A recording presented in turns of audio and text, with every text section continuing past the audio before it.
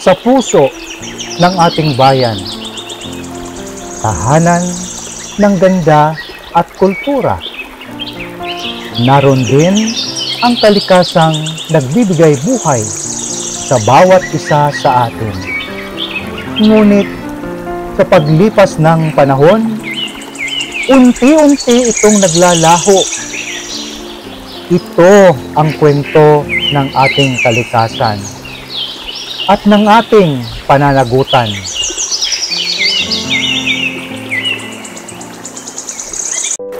Unti-unting naglalaho ang ganda ng ating paligid.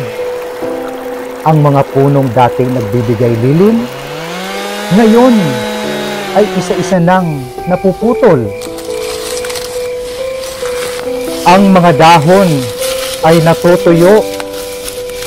Ang hangin ay nagiging mabigat.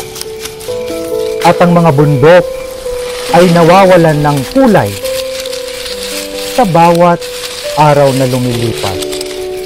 Tila unti-unti ring nawawala ang hininga ng ating mundo.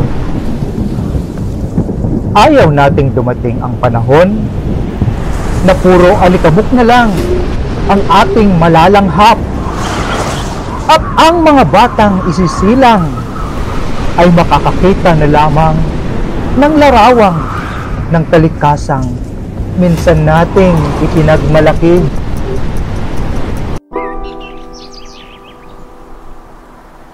Ang kalikasan ay hindi lang tanawin. Ito ay buhay. Ito ang nagbibigay ng pagkain, tubig at hangin na ating nilalanghap. Kapag ito'y tuluyang nawala, kasabay nitong nawawala ang buhay ng tao. Kaya bago mahuli ang lahat, tayo ay kumilos, magtanim ng puno, linisin ang kapaligiran, igalang ang kalikasang bumubuhay sa atin.